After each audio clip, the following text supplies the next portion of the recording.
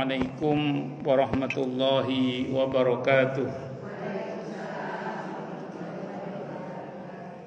Bismillahirrahmanirrahim. Alhamdulillahi rabbil alamin. Wa bihi nasta'inu ala umurid dunya waddin. Wassalatu wassalamu ala asyrafil anbiya'i wal mursalin. Sayyidina wa habibina wa syafi'ina wa qurrati a'yunina wa maulana Muhammadin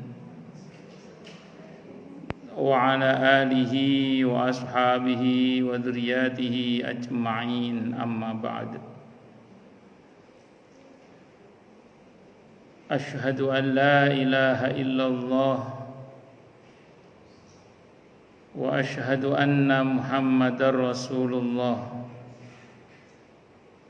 ufawwidu amri ilallah innallaha basirum bil ibad. Hasbiyallahu la ilaha illa huwa alaihi tawakkaltu wa huwa rabbul arsyil azim. Qala Allah Ta'ala fi kitabihil karim hikayatan an nabiyillahi Musa alaihi salam. Rabbi syrah li sadri wa yassir li amri wahlul 'uqdatam min lisani yafqahu qawli. Para asatidah, para ibu-ibu sekalian, hafizoni wa hafizakunallah, wabil khusus segenap pengurus majelis taklim, apa namanya ini Bu? Ya pokoknya majelis taklim ibu-ibu Masjid Baitul Hakim gitu aja ya. Iya pun. Ya semoga pengurusnya dan jamaahnya selalu dalam naungan rahmat, barokah, perlindungan serta bimbingan Allah Subhanahu wa taala. Amin Allahumma amin insyaallah. Dan tentu saya doakan semoga kemuliaan ibu-ibu sekalian selalu dijaga dan ditingkatkan terus oleh Allah Subhanahu wa taala sebagai seorang muslimah, sebagai seorang istri, sebagai seorang ibu, dunia hingga surga. Amin Allahumma amin insyaallah.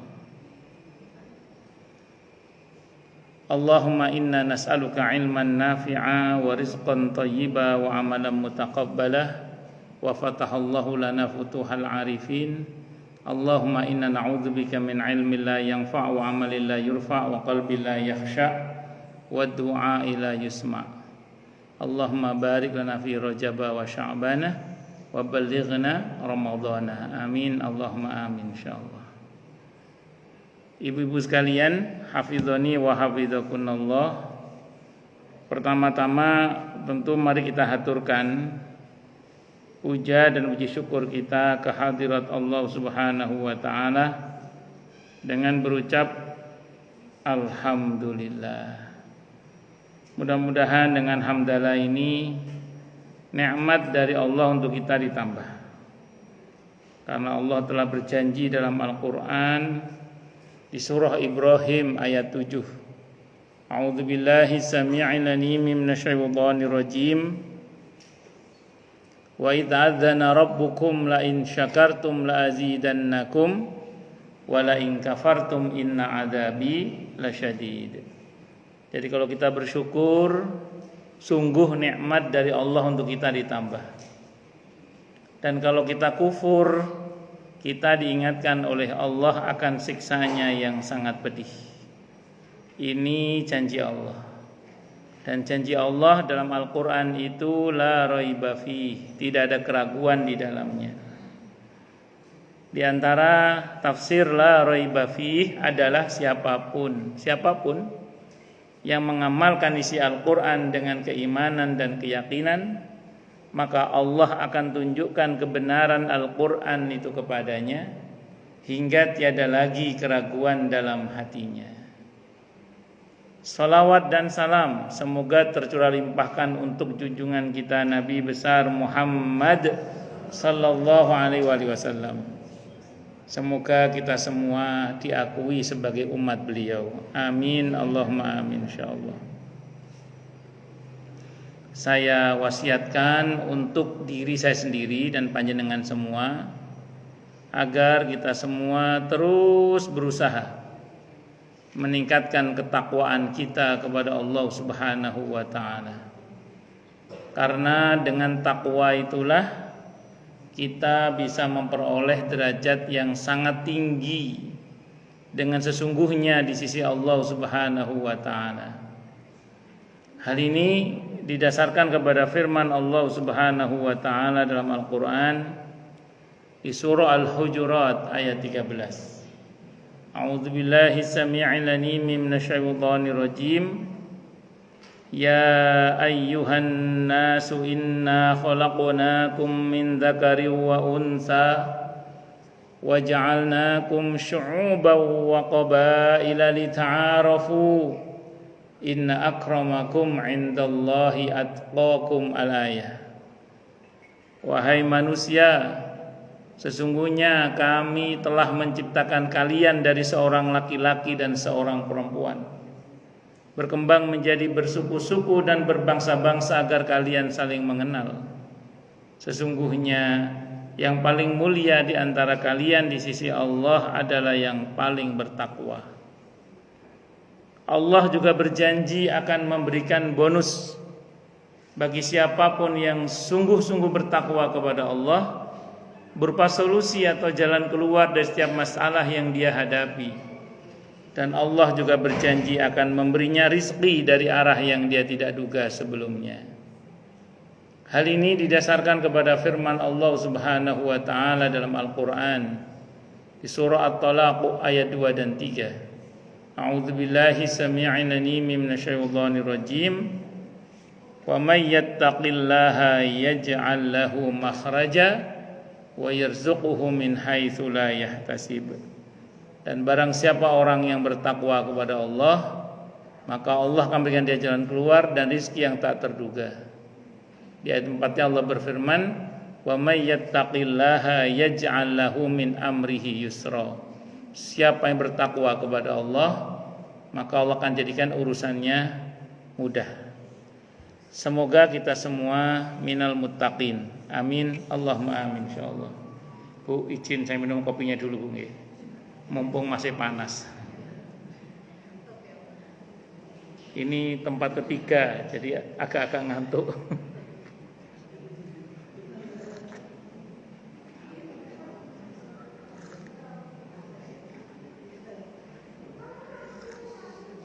Saya biasanya kalau tidak buru-buru itu sebelum ngajar itu mampir di warung kopi atau Alfamart atau Indomaret yang ada kopinya itu biasanya.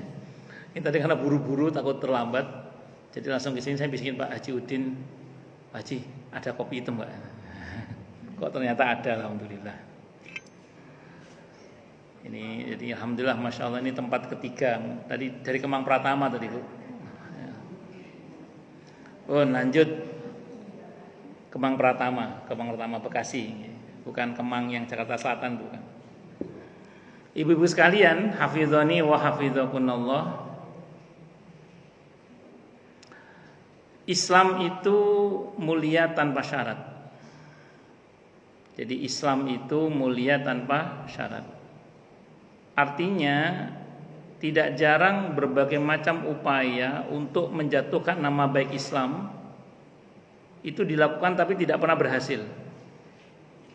Kenapa? Karena Islam itu agama yang Allah muliakan tanpa syarat. Innad dina 'indallahil Islam. Sesungguhnya agama yang diridhoi di sisi Allah itu adalah apa, Bu? Islam. Maka ketika Pentagon dan WTC itu ditabrak oleh dua pesawat itu sempat beredar berita di Amerika itu Islam is teroris. Nah, mencoba menyalahpahami Islam.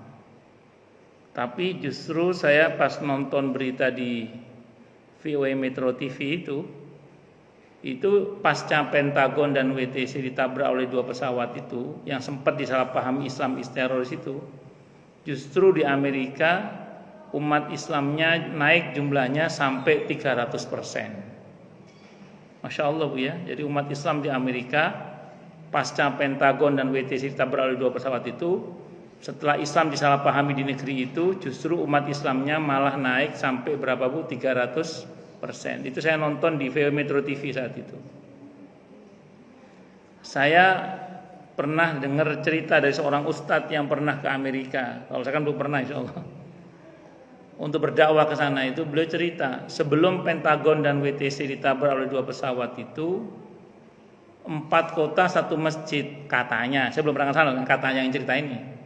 Sekarang ini alhamdulillah pasca Pentagon dan WTC ditabrak oleh 2 pesawat itu, setelah Islam disalahpahami dan umat Islam naik sampai 300% itu, sekarang itu katanya 1 kota bisa 4 masjid katanya.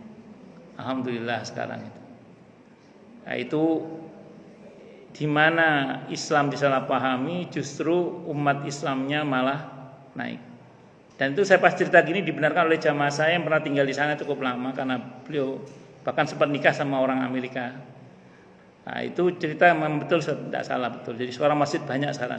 Kata beliau cerita gitu ke saya. Ya wallahu alam, saya tidak tahu, tapi yang pasti Islam itu diupayakan untuk dihinakan tidak bisa. Kenapa? Karena Islam itu agama yang mulia tanpa syarat. Kenapa? Karena Allah langsung yang memuliakan. Innad dina indallahil Islam. Demikian juga Nabi kita Muhammad sallallahu alaihi wasallam itu mulia tanpa syarat, Bu.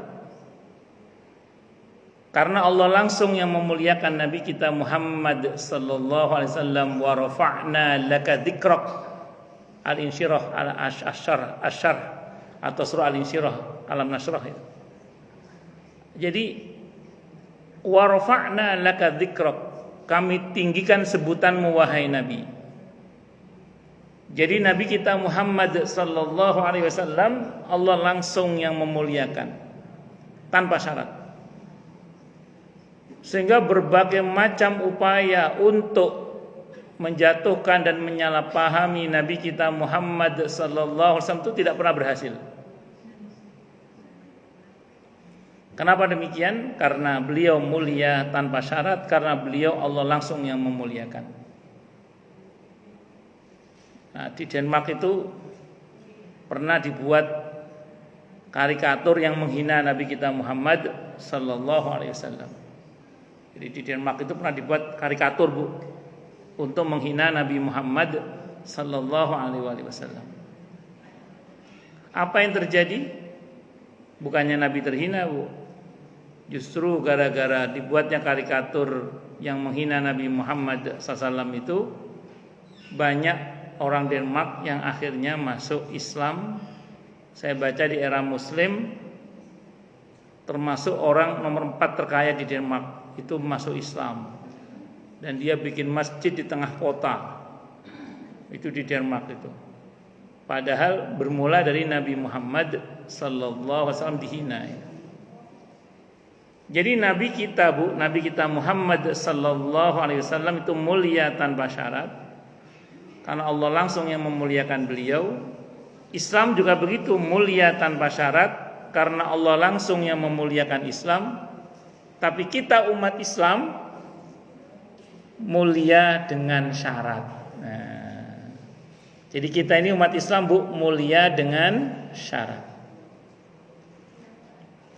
Artinya apa? Kalau syarat-syarat kemuliaan kita penuhi, kita mulia, Bu. Tapi kalau syarat-syarat kemuliaan tidak dipenuhi, jangan salahkan siapa-siapa kecuali diri sendiri kalau kita menjadi terhina kemudian. Maka saya ulang, penuhi syarat-syarat kemuliaan, maka kita akan dimuliakan oleh Allah. Kalau kita tidak penuhi syarat kemuliaan, kita tidak akan mulia. Maka supaya mulia, penuhi syarat-syarat apa, Bu? Kemuliaan.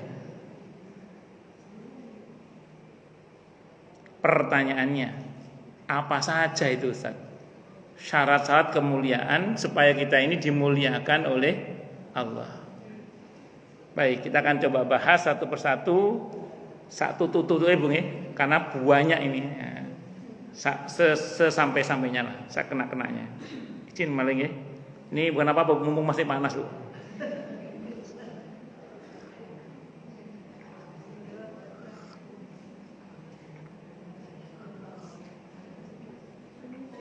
Alhamdulillah, Bun, lanjut. Yang pertama dulu kita bahas. Di antara syarat kemuliaan dalam Islam, supaya kita dimuliakan betul oleh Allah, Bung ya, itu harus baik hubungan kita dengan Allah dan harus baik hubungan kita dengan sesama. Ya, saya ulang ya, Bung ya. Kalau kita ingin mulia dan dimuliakan oleh Allah dunia akhirat, kita harus memperbaiki hubungan kita dengan siapa? Allah. Dan yang kedua dengan sesama. Harus diperbaiki hubungan kita. Tanpa itu kita tidak mulia. Harus sekaligus dua-duanya. Mana dasarnya, Bu? Antara lain firman Allah dalam Al-Quran di surah Ali Imran ayat 112 itu, Bu. Ada firman Allah yang menyatakan, وَضُرِبَتْ عَلَيْهِمُ الذِّلَّةُ أَيْنَمَا ثُقِفُوا إِلَّا بِحَبْلٍ مِّنَ اللَّهِ وَحَبْلٍ مِّنَ النَّاسِ. Ditimpakan kehinaan kepada mereka dimanapun mereka berada, kecuali dengan tali hubungan baik mereka dengan Allah dan tali hubungan baik mereka dengan sesama. Surah Ali Imran, surah ketiga ayat 112. وَضُرِبَتْ عَلَيْهِمُ الذِّلَّةُ أَيْنَمَا ثُقِفُوا إِلَّا بِحَبْلٍ مِّنَ اللَّهِ وَحَبْلٍ مِّنَ النَّاسِ. Ditimpakan kehinaan kepada mereka dimanapun mereka berada, kecuali dengan tali hubungan baik mereka dengan Allah dan tali hubungan baik mereka dengan sesama. Dengan kata lain, kalau kakinya kesemutan boleh selonjor, Bu, silakan nggih. Kalau sama saya boleh selonjor, berdiri, lompat-lompat juga boleh, bebas. Monggo silakan, bebas. Kalau sama saya bebas nggih, santai aja. Ditimpakan kehinaan kepada mereka dimanapun mereka berada, kecuali dengan tali hubungan baik mereka dengan Allah dan tali hubungan baik mereka dengan sesama. Artinya apa? Tidak cukup hanya membuat hubungan baik dengan Allah saja, tapi juga harus dengan sesama. Tidak cukup hanya dengan sesama kita harus baik, tapi kepada Allah kita juga harus baik. Dua-duanya harus. Di sini, Bu, kadang setan itu bermain. Ada orang hanya sibuk memperbaiki hubungannya dengan Allah dan merasa sudah baik, walaupun dengan sesama hubungannya buruk. Kalau ditegur, Pak Haji misalnya gitu ya, rajin sholat nggak pernah keluar zakatnya, gimana Pak Haji? Padahal orang kaya ini ceritanya ini, kecuali bukan kaya, ini orang kaya. Rajin sholat kok nggak pernah keluar zakatnya. Ada orang yang ngomong gini, Bu, loh yang penting kan sholat saya, kata dia. Yang penting sholat saya. Jadi ini kisah nyata, Bu, ada seorang Pak Haji, bukan di sini, Bu, di daerah Jakarta Utara. Dan katanya ini dapat gusuran BKT 5 miliar katanya. Nggak tahu betul apa enggak itu. Tapi ini cerita ini bener, ada orangnya ini, Bu. Ditegur oleh orang setempat, ada saya saat itu. Pak Haji, katanya dapat gusuran BKT. Kan rumah udah tambah bagus tuh. Pagarnya juga tambah lebar, tiang listrik yang tadinya di luar pagar masuk ke pagar sekarang. Mobilnya juga baru. Tapi kok tetangganya nggak ada kecipratan zakatnya, Pak Haji. Tetangganya yang miskin ya, nggak kebagian apa? Zakatnya. Apa jawaban dia? Yang penting kan sholat gua, kata dia. Yang penting sholat gua, kata dia gitu. Maksudnya gimana, Pak Haji? Kan kalau sholatnya bagus, yang lain dianggap bagus, dia bilang gitu. Kalau sholatnya bagus, yang lain dianggap apa? Bagus. Beliau ngutip hadis. Hadisnya sahih sebenarnya atau Baroni. Hadisnya awwalu ma yuhasabul abdu yaumal qiyamati as-shalah. Yang pertama dihisab dari manusia pada hari kiamat adalah salat. Kalau salatnya bagus, yang lain dianggap bagus. Salatnya buruk, yang lain dianggap buruk. Nah, beliau ini merasa baik hanya karena salatnya merasa sudah baik. Saat cerita itu, saya ada di situ, kuping saya gatel kuping saya itu. Kok gak enak ya, didengerin gak enak ya. Saya nanya saya gini, Pak Haji, apa ukuran Pak Haji kalau Pak Haji sholatnya bagus? Saya tanya gitu. Saya ini sering jadi imam, saya jamaah di masjid atau di musola. Oke, saya tanya sama Pak Haji sekarang. Pak Haji sholat pakai baju. Nah, baju ini dibeli dari harta yang hartanya belum dikeluarkan zakatnya Pak Haji. Berarti baju Pak Haji ini bercampur dengan hak orang lain, saya bilang gitu. Ya kan, hartanya belum dikeluarkan haknya kan? Hartanya belum dikeluarkan haknya, namanya zakat. Berarti Pak Haji beli baju dengan harta yang bercampur dengan hak orang lain. Pak Haji sholat ditenagai dengan makanan yang dibeli dengan harta yang belum dikeluarkan zakatnya. Berarti makanan Pak Haji bercampur dengan hak orang lain. Pak Haji naik mobil ke masjid atau motor ke musola, motornya bahan bakarnya dibeli dengan harta yang belum dikeluarkan zakatnya. Berarti motornya bahan bakarnya dibeli dengan harta yang bercampur dengan hak orang lain. Kira-kira kalau pakai hak orang lain itu haram apa haram kira-kira? Haram kan sebenarnya kalau tanpa seizinnya ya. Pakai hak orang lain tanpa seizin yang punya hak itu kan haram. Maka saya bilang, bagaimana Pak Haji bisa bilang sholat Pak Haji baik, sementara Pak Haji sholat pakai baju yang bercampur dengan hak orang lain, makanannya yang bercampur dengan hak orang lain, kendaraannya yang ngantar Pak Haji ke masjid atau musola bercampur dengan hak orang lain. Itu kalau dalam hadis Sahih Muslim, makanannya haram, minumannya haram, pakaiannya haram. Fa kaifa yustajabu, lagi mana mau diterima oleh Allah kalau begitu caranya. Nah, maka saya bilang, kalau ibu perhatikan di Al-Quran, perintah sholat dan zakat itu disebut 80 kali lebih, sehingga saya 82 kali secara bersamaan. Itu pertanda Bu, bahwa kita harus baik hubungannya dengan Allah dan baik hubungannya dengan sesama. Jadi memang ada Bu model orang kayak gitu, itu ada. Merasa sudah baik hanya karena penting hubungannya dia dengan Allah baik. Jadi ada orang itu kalau sehari gak baca Quran Bu, itu merasa berdosa. Tapi ngerasani tonggone tenang-tenang saja itu ada. Di sini gak ada tempat lain itu. Ngerasani itu apa Bu? Menggunjing tetangganya. Atau gak gunjing deh, tapi mencep. Apa namanya itu? Lambene diwengkis. Gitu. Kadang gak merasa berdosa, padahal itu bagian dari apa? Dosa. Atau buang muka, ketemu saudaranya, mukanya dibuang, terus nanti susah nyarinya itu jangan ditiru. Jadi ada orang itu begitu Bu, kalau nggak sholat dia merasa berdosa, tapi nggak bayar utang tenang-tenang saja itu ya ada itu. Di sini nggak ada tempat lain yang begitu itu. Allahu Akbar. Makanya saya ulang sekali lagi Bu ya. Kita harus baik hubungannya dengan Allah dan juga harus baik hubungannya dengan apa Bu tadi? Sesama. Tapi sebaliknya ada juga orang Bu, dia merasa sudah baik hanya karena dengan Allah hubungannya, hanya karena dengan sesama dia baik.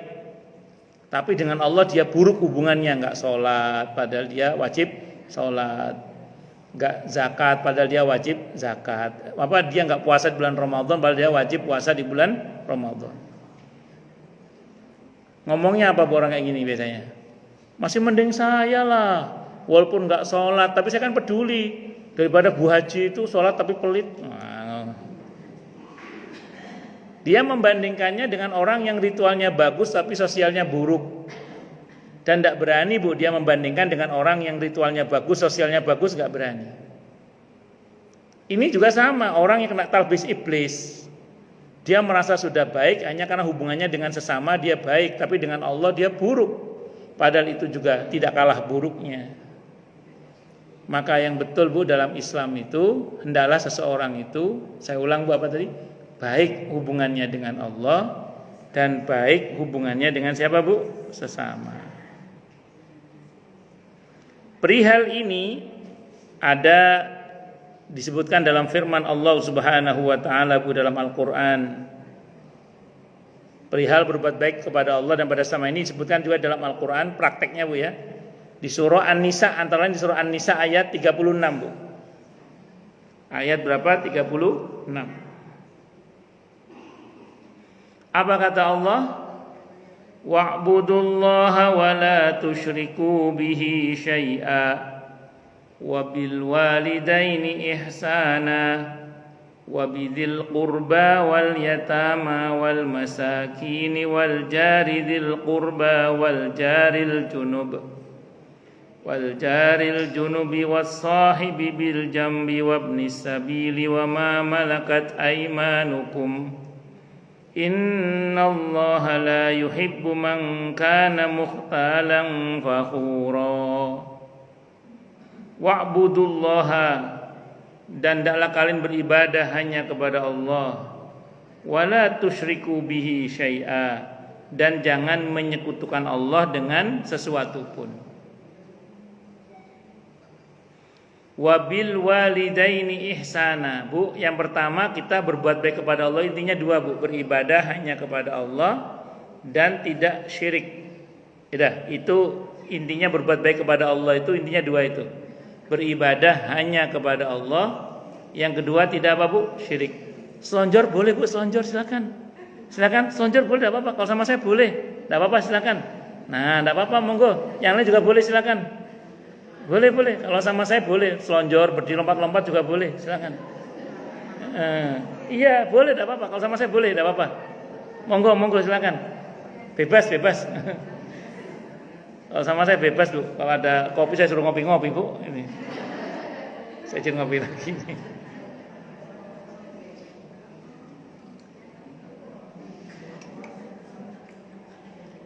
Pun lanjut nggih.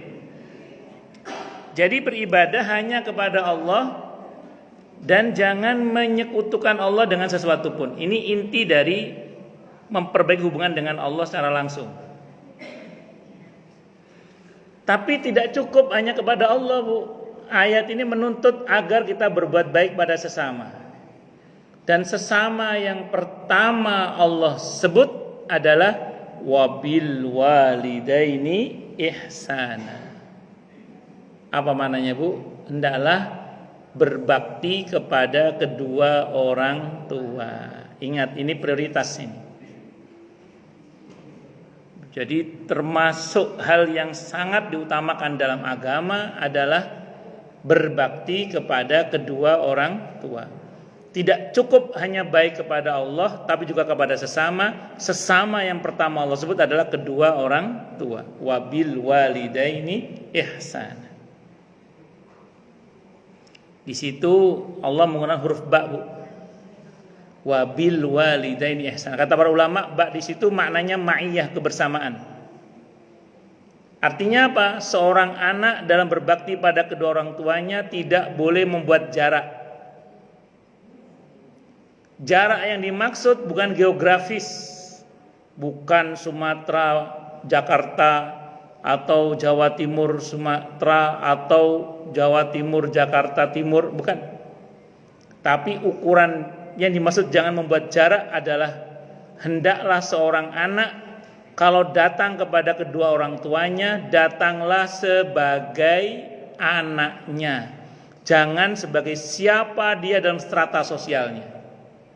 Karena ada sebagian anak itu Bu datang ke orang tuanya dengan membawa embel-embel strata sosialnya, terus di depan orang tuanya bahkan terlampau menjaga wibawa, sehingga ada jarak antara orang tua dengan anaknya. Bahkan tidak jarang ada orang tua yang takut kepada anaknya. Kenapa? Karena anaknya terlampau menjaga wibawa. Paham kan? Nah, kalau kita ingin berbakti sama orang tua kita, arahan Quran adalah datang sebagai anaknya. Jangan datang sebagai siapa kita dalam strata sosial kita. Lepaskan semua atribut sosial, datang sebagai anaknya. Jangan datang sebagai ustadz, jangan datang sebagai ustadzah, jangan datang sebagai presiden, gubernur, wali kota, menteri. Jangan datang sebagai RT, RW, ya jangan. Tapi datanglah sebagai anaknya. Datanglah sebagai sinten Bu? Anaknya. Ada nggak Bu anak yang begitu modelnya, datang dengan membawa atribut sosialnya, bahkan depan orang tua pun dia terlampau menjaga wibawa, sampai orang tuanya takut kepada anaknya. Kita jangan begitu. Datang kepada beliau sebagai putranya atau putrinya. Lepaskan semua atribut sosialnya. Sosial kita lepaskan semua. Itu namanya wabil walidaini ihsana. Sampai ada ulama yang mengatakan, kalau untuk menegurmu orang tuamu berpikir 1000 kali karena takut kamu marah, jangan-jangan kamu adalah anak yang durhaka. Itu kata ulama. Saya ulang ya, kalau untuk menegurmu orang tuamu berpikir 1000 kali karena takut kamu marah, jangan-jangan kamu adalah anak yang durhaka kepada orang tua. Nauzubillahi min syarri dzalik.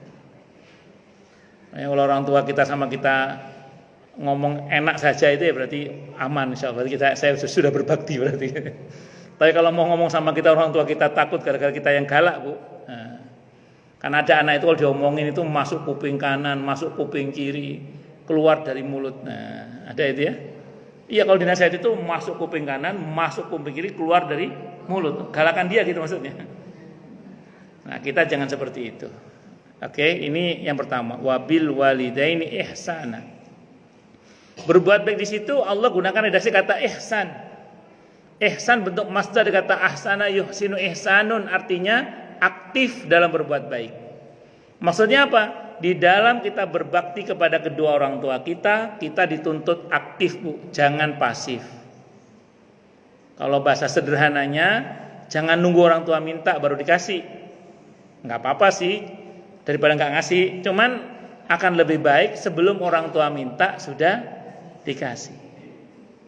Maka kalau bisa kita aktif, Bu, ngesake nopo, Pak, ngesake nopo, Bu, mau apa sekarang, apa yang kurang, aktif namanya. Cuman memang kadang orang tua suka bohong. Jenengan yang sudah jadi orang tua suka bohong kadang ya. Apa ngomongnya sama anak? Wah, nggak usah, kamu bahagianya mama udah seneng kok. Kayak kamu bahagianya mama udah seneng. Itu kalau kita anaknya paksa terus itu, Bu.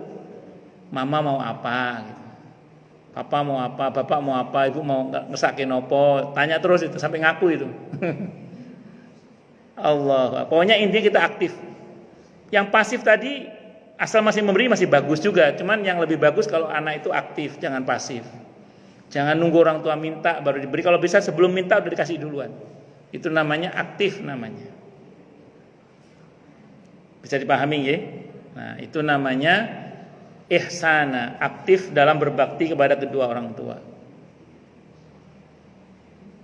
Mungkin nun sewu nggih, kalau secara materi tidak semua anak mampu. Kan faktanya ada sebagian anak itu yang orang tuanya lebih kaya daripada anaknya kan ada. Nah, tapi makanya gini, tidak semua anak mungkin mampu secara materi, tapi ada satu yang semua anak mampu pasti. Apa itu? Doa. Paling enggak kita aktif mendoakan kedua orang tua kita. Jangan pasif dalam mendoakan kedua orang tua kita. Saya ulang, karena kalau secara ekonomi tidak semua anak mampu misalnya. Tapi secara doa insya Allah semua anak mampu.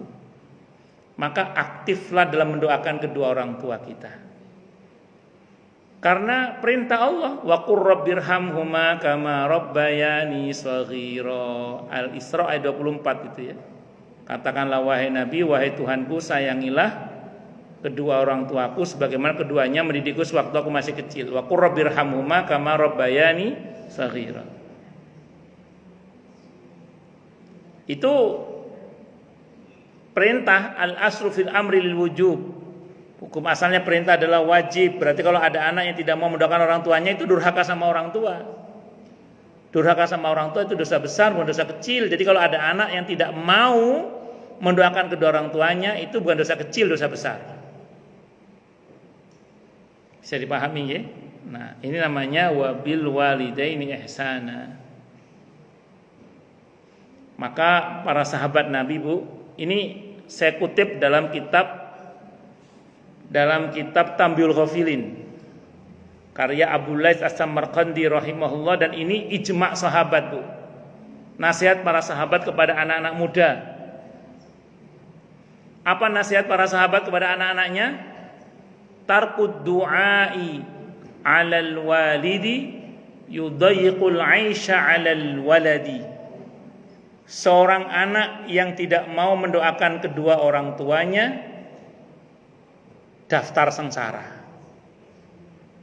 Saya ulang, Bu, ya, seorang anak yang tidak mau mendoakan kedua orang tuanya sempit hidupnya.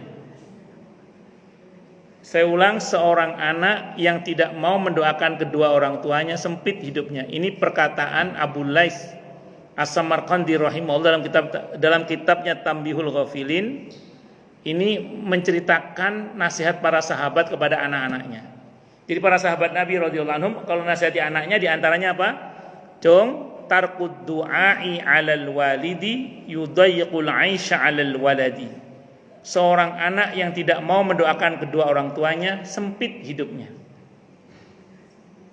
Dengan kata lain, Bu, kalau kita semua termasuk saya sendiri ingin lapang hidupnya dengan izin Allah, banyak-banyaklah mendoakan kedua orang tua kita. Bisa sedekah, betul, sedekah atas nama orang tua kita bisa. Termasuk mendoakan beliau dengan doa yang paling sederhana, misalnya Rabbighfirli wali walidayya. Rabbighfirli wali walidayya misalnya.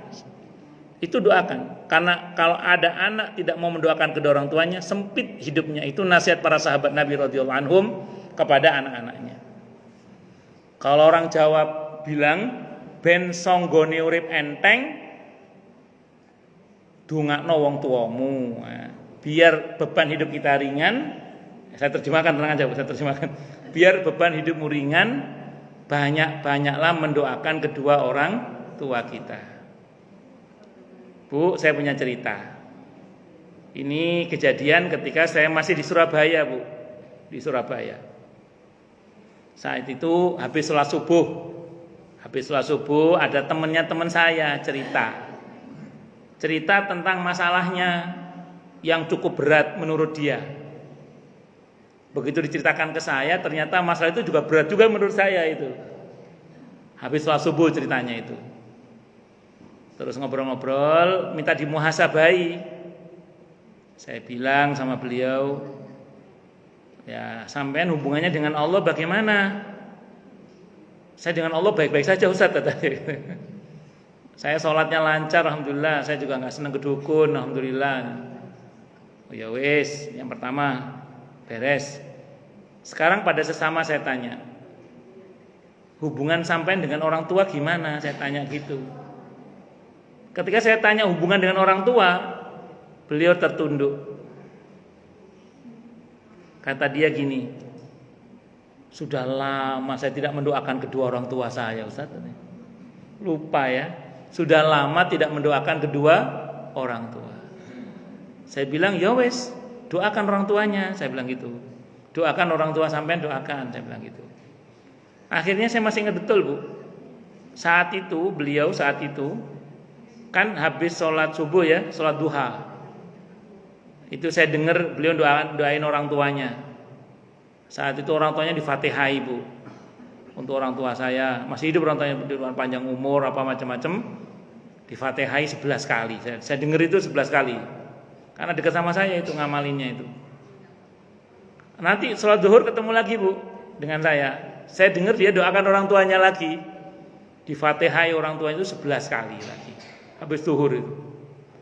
Nanti ketemu lagi sama saya asar, ketemu lagi, alhamdulillah. Saya dengar lagi dia doain orang tuanya itu di-Fatihai 11 kali. Itu orang tuanya masih hidup saat itu, dia masih hidup orang tuanya. Terus kemudian habis maghrib ketemu lagi, jamaah salatnya, Bu. Saya dengar lagi dia doakan orang tuanya di-Fatihai 11 kali orang tuanya. Sampai Isya, Bu. Nah, Isya itu ketemu lagi, saya masih ingat itu. Belum selesai dia mendoakan orang tuanya, Di-Fatihahi 11 kali itu. Tiba-tiba HP-nya bunyi, Bu. HP-nya bunyi. Pada saat itu HP-nya Nokia 3315, Bu. Belum poliponik. Belum poliponik, tapi sudah kecil HP-nya. Kan sebelum itu HP itu segede pisang gitu loh, bukan ada. Nah, ini HP-nya sudah kecil tapi belum poliponik. Ringtone-nya masih belum poliponik gitu. Kan ada yang poliponik itu saat itu Siemens misalnya itu belum, itu masih Nokia 3315. Sebelumnya kan 3310 itu. Zaman HP masih langka, Bu. Nah, dia diterima, ternyata ada orang mau ketemu. Ada orang mau ketemu. Begitu ketemu, saya diajak untuk menemui orang itu karena beliau minta ditemani. Qaddarallah, Bu. Subuh dia cerita masalahnya begitu berat. Dihajar mendoakan orang tuanya Fatihah 11 kali habis duha, zuhur, asar, maghrib, isya. Isya masalahnya selesai dengan izin Allah. Barokahnya mendoakan kedua orang tua. Maka jangan pelit mendoakan kedua orang tua supaya orang tua kita dirahmati oleh Allah, dan rahmat Allah itu kembali juga kepada kita sehingga kita pun dirahmati oleh Allah. Itu bukan nasihat saya, Ibu. Itu nasihatnya para sahabat Nabi radhiyallahu anhum. Kalau nasihatnya anak-anaknya, cung, kalau bahasa kita, Ibu ya, tarkud du'ai 'alal walidi yudayyiqul 'aisha 'alal waladi. Anak yang tidak mau mendoakan kedua orang tuanya itu sempit hidupnya. Dengan kata lain, kalau ingin lapang hidup kita, banyak-banyaklah mendoakan kedua orang tua kita. Kalau orang Jawa bilang ben songgone urip enteng, sing akeh anggene ndongakno wong tuamu. Jadi kalau beban hidup kita biar ringan, banyak-banyak mendoakan kedua orang tua kita. Paham nggih? Nah, itu. Baik yang masih hidup maupun yang sudah meninggal dunia. Nah, nggih to? Soale nggih mawon. Nggih gak kepanggih. Pun, itu yang pertama, wabil walidaini apa Bu? Ihsana.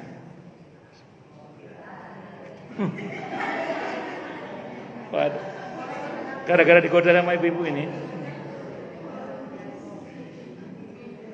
Ya Bu, mumpung masih anu Bu. Mumpung masih anget-anget. Tadi panas sekarang hangat tuh. Pun lanjut. Bu, termasuk orang tua adalah mertua. Saya ulang Bu ya. Termasuk orang tua adalah mertua. Saya itu tanya orang, Ustadz, kalau orang tua saya tahu dalilnya Ustadz. Kalau mertua mana dalilnya Ustadz? Dia nanya gitu. Monggo selonjor yang edo, monggo. Ya. Nggih, monggo silakan. Yang lain monggo Bu, kalau mau selonjor boleh. Kalau sama saya boleh pokoknya wis. Yang sing sekeco lah monggo, mboten napa wis. Kalau sama saya bebas. Berdiri lompat-lompat juga boleh, bebas. Betul Bu, yang penting ngaji. Kalau sama saya yang nyaman aja ngajinya. Andai kan saya ulang, andai kan ada kopi saya suruh ngopi-ngopi Bu. Pun saya ulang Bu ya. Termasuk orang tua adalah mertua. Saya tanya orang Bu, Ustadz, kalau orang tua saya tahu dalilnya. Kalau mertua mana dalilnya Ustadz? Dia nanya gitu ke saya. Saya jawab gini, kamu itu sama anaknya mau, sama orang tuanya tidak mau kamu itu. Yang anaknya Arab, yang wong tuane ke Arab awakmu itu. Saya bilang gitu. Sama anaknya mau, sama orang tuanya enggak mau. Maka saya jawab gini. Ada dalilnya. Mana dalilnya? Ijma' ulama. Apa Bu? Ijma' ulama. Kesepakatan para ulama. Ada ijma' ulama bunyinya gini Bu. Al-aba salasah. Yang namanya orang tua itu ada 3 macam. Ini ijma' ulama Bu. Yang namanya orang tua ada tiga macam. Yang pertama, alladzi yaliduka, yang melahirkan kamu, orang tua kandung.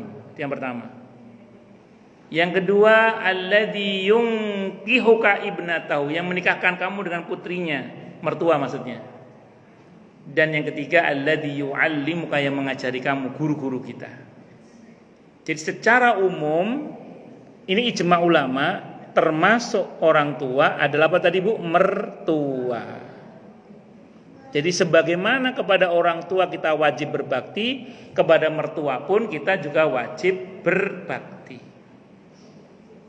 Hanya karena dengan mertua kadang menantu ada canggung-canggungnya. Kadang menantu dan mertua ada cemburu-cemburunya. Kadang ada sentimen-sentimennya, kadang kan ya.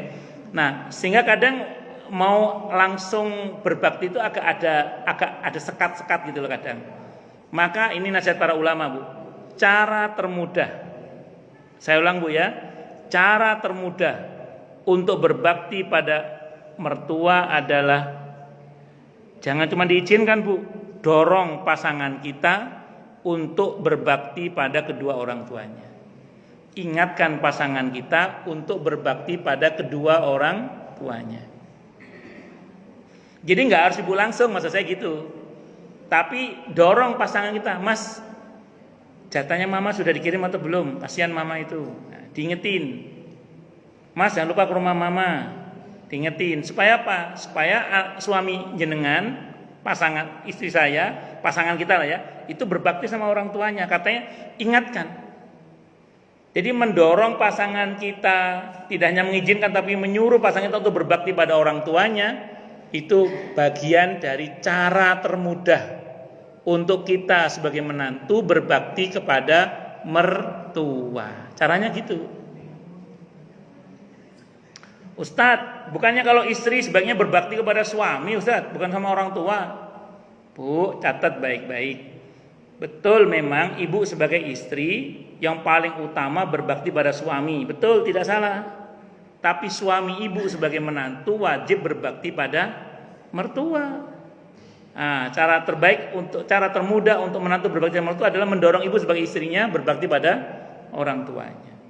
Jadi mantu yang soleh itu mantu yang mendorong istrinya untuk berbakti kepada orang tuanya. Itu. Saya pernah tanya orang, Bu. Ustadz, yang naik berapa sini? Orang Pondok Kopi dan yang nanya, orang Pondok Kopi. Bu. Saya sebut tempatnya biar ibu nggak toleh-toleh, bukan orang sini, tenang aja. Orang Pondok Kopi.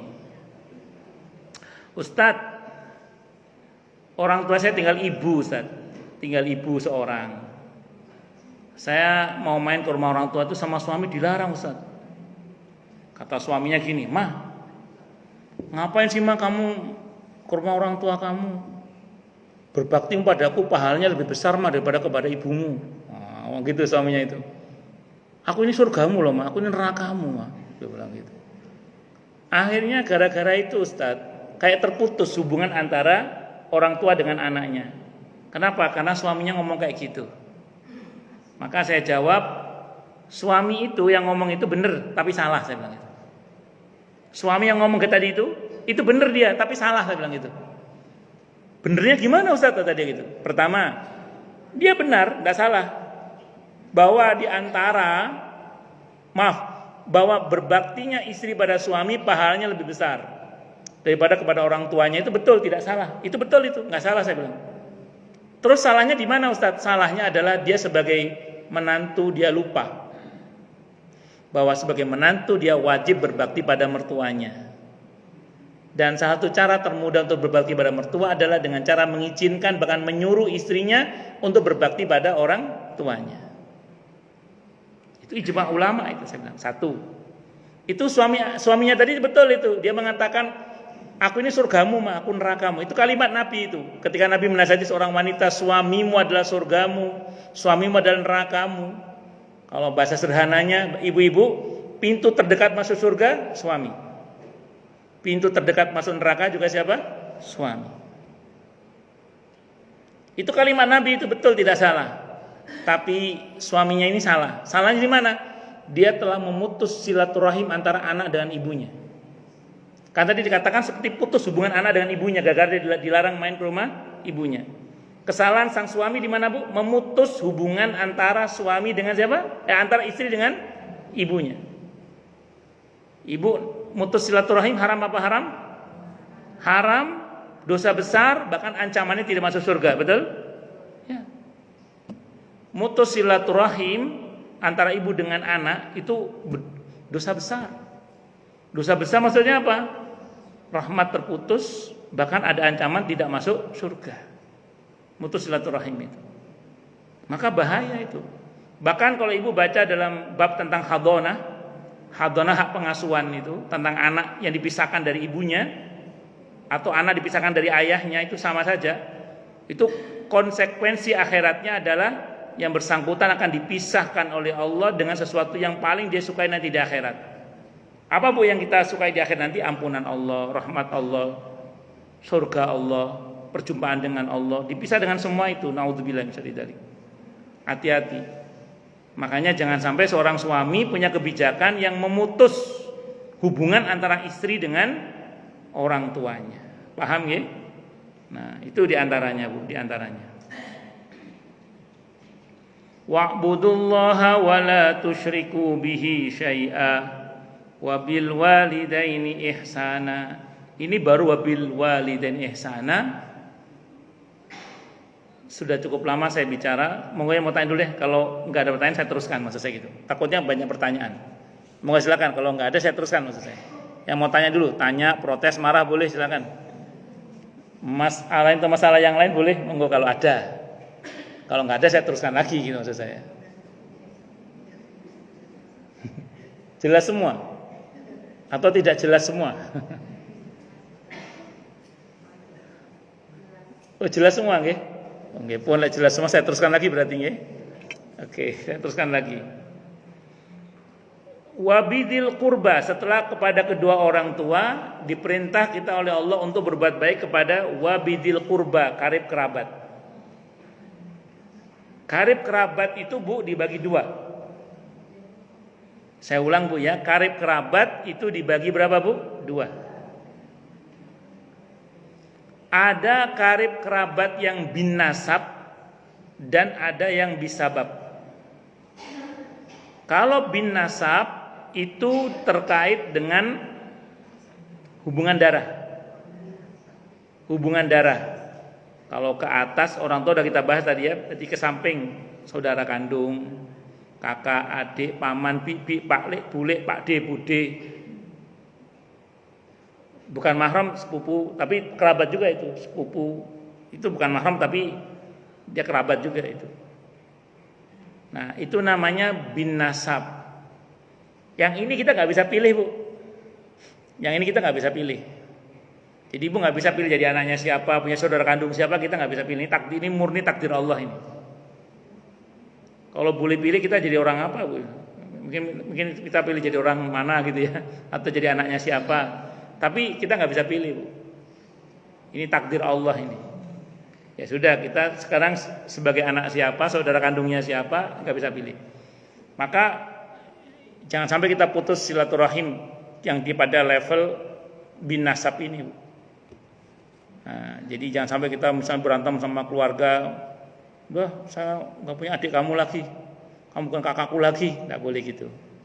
Kenapa? Karena ini hubungan darah. Bosan dua blok dapat dulur ya wis, dia tetap saudara kita, mau gimana lagi? Kita nggak ada pilihan. Bahwa kemudian kita menjaga jarak tidak apa-apa, namanya menghajar. Menghajar itu menghindari kemungkinan yang tidak baik kalau ketemu gitu maksudnya. Tapi jangan memutus. Kan ada itu model saudara itu yang kalau ketemu itu omongannya nyelekit gitu loh. Kadang bikin panas, bikin orang kayaknya pengen berantem gitu. Nah, kita bukan mutus, menghindari sementara. Itu namanya menghajar. Boleh dalam Islam, tidak apa-apa itu. Tapi jangan mutus. Tetap kita harus berusaha baik. Oh, itu enak ngomongnya aja, Ustaz, prakteknya sulit pakai dal. Nah, yang ngomong gampang itu siapa? Memang sulit, tapi kalau kita istiqomah dalam kebaikan pada kerabat itu insya Allah, Bu, kita masuk dalam kategori sambung silaturahim. Nyambung silaturahim di antara janji Allah apa, Bu? Dipanjangkan umurnya, diluaskan rizkinya. Makanya jangan putus silaturahim. Bahwa kita menghindari mengurangi intensitas pertemuan, ya itu tidak apa-apa. Karena kan nun sewu kan ada orang-orang tertentu itu kalau ketemu itu bawaannya pengen berantem aja kalau ketemu itu. Daripada nanti kita ketemu berantem, mending kita hindari sementara. Itu namanya menghajar, namanya menghindari sementara. Ngoten nggih? Nah, itu saudara kandung. Yang kedua, bin nasab, sebab pernikahan, Bu. Pasangan kita tadinya orang lain. Begitu kita menikah dengan pasangan kita, maka pasangan kita dan saudara-saudaranya, kerabat-kerabatnya itu menjadi bagian dari kekerabatan kita. Itu dirujuk pada surah An-Nisa ayat 1, Bu. An-Nisa ayat berapa? 1. Bismillahirrahmanirrahim. Ya ayyuhan nasu taqu rabbakumul ladzi khalaqakum min nafsin wahidah wa khalaqa minha zawjaha wa batha minhuma rijalan katsiran wa nisaa'a wattaqullaha alladzi tasaaluna bihi wal arham, hingga akhir ayat. Nah, jadi ipar itu tadinya orang lain. Karena kita nikah sama kakak atau adiknya, maka dia jadi kerabat kita. Om-omnya istri yang tadinya orang lain jadi om-om kita juga gitu. Jadi kerabat kita semua. Jadi mereka yang tadinya orang lain, gara-gara kita menikah dengan pasangan kita, maka kerabatnya pasangan kita menjadi kerabat kita juga, Bu. Ini bin nasab, disebabkan karena pernikahan. Kalau ini kadang ada mantannya, Bu, kalau ini. Ya, Bu, ya, ada mantan suami, mantan istri. Nah, biasanya ada mantannya, bisa kalau begini ini. Tapi kalau yang darah tadi kita nggak ada mantannya, nggak ada pilihan kalau itu. Nah, kepada mereka ini kita harus baik. Masuk dalam skala prioritas orang tua sama karib kerabat itu masuk dalam skala prioritas yang harus diutamakan, Bu. Jangan sampai kita ini, Bu, bantu sana, bantu sini, nyumbang sana, nyumbang sini. Orang tua sendiri miskin tidak pernah dibantu. Mertua sendiri miskin tidak pernah dibantu. Jangan sampai begitu. Karena kalau kita bantu sana, bantu sini, nyumbang sana, nyumbang sini, itu utama. Tapi kepada orang tua dan mertua itu jauh lebih utama. Bahkan bisa wajib tadi itu.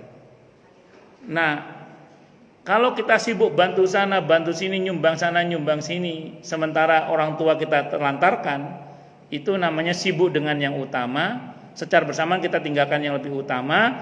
Itu kalau kata Ibnul Jauzi masuk dalam kategori talbis iblis, tipu daya iblis. Orang Jawa nyebutnya nguber uceng kelangan delek, itu namanya. Ngejar ikan kecil kehilangan ikan besar. Bantu sana, bantu sini itu utama, tapi kepada orang tua dan mertua itu jauh lebih utama. Termasuk pada karib kerabat, itu termasuk hal yang jauh lebih utama setelah kedua orang tua, itu karib kerabat. Jangan sampai kita bantu sana, bantu sini, nyumbang sana, nyumbang, sementara kakak kandungnya sendiri miskin tidak pernah dibantu. Iya, adiknya powelide sama kakaknya. Tapi kalau sama teman-temannya royal, sama adiknya powelide pakai dal. Hati-hati itu. Nyumbang sana, nyumbang sini itu utama, tapi kepada karib kerabat, saudara kandung, kakak kandung, paman, bibi, paklik, bule, pade, bude, itu jauh lebih utama. Bu, karena ini utama, kadang godaan setannya juga besar. Karena ini utama, kadang godaan setannya juga apa, Bu? Besar. Karena setan tuh gua play, Ibu. Jadi ngerti gua play ya? Resek gitu loh. Jadi setan tuh gua play resek. Jadi kalau orang berbakti sama orang tua kadang digoda. Kalau enggak orang tuanya yang digoda, kadang anaknya yang digoda. Saya enggak tahu, pernah enggak Ibu diuji oleh Allah? Ada orang tua, anaknya itu berbakti banget sama orang tuanya. Tapi baktinya anaknya gak dianggap. Malah anaknya disalah-salahin melulu. Padahal anaknya berbakti. Ibu pernah gak jadi mantu yang berbakti sama mertua? Udah berbakti, kita coba berbakti sama, tapi sama mertua disalahin dulu. Gak dihargai bakti kita. Naudzubillah misalnya lah ya. Sementara anak yang agak-agak durhaka malah disayang. Mantu yang agak-agak songong malah disayang. Ya nggak tahu di sini nggak ada, tempat lain ada gitu. Sampai pernah ada yang ngadu ke saya, konsultasi, Ustadz, saya sampai kasihan sama suami saya. Suami saya itu berbakti Ustadz sama ibunya, tapi sama ibunya dicela terus. Saya sebagai mantu juga coba berbakti, tapi sama mertua saya dicela terus, kata dia gitu.